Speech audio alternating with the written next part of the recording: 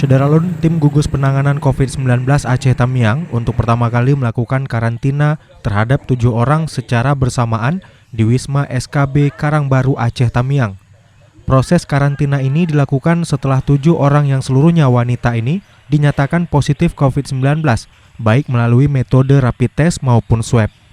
Kepala Dinas Kesehatan Aceh Tamiang Ibnu Aziz ketika dikonfirmasi menjelaskan karantina ini merupakan upaya untuk mencegah terjadinya klaster baru penyebaran COVID-19. Ia menjelaskan awalnya di salah satu lorong dalam Kecamatan Kejuruan Muda terdapat 1 orang yang reaktif COVID-19 melalui rapid test. Temuan ini langsung disikapi dengan melakukan rapid test di lingkungan itu dan kembali menjaring 3 orang yang dinyatakan reaktif COVID-19. Ketiga orang ini rencananya dalam waktu dekat akan menjalani pemeriksaan lanjut melalui metode swab. Untuk memaksimalkan program karantina ini, petugas akan ditempatkan selama 24 jam untuk memantau perkembangan pasien, dan areal karantina akan dipasang garis polisi yang mengelilingi gedung agar tidak didekati warga sekitar.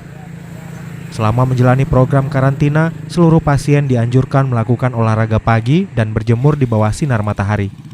Dari Kuala Simpang, Rahmat Wiguna, Serambi On TV.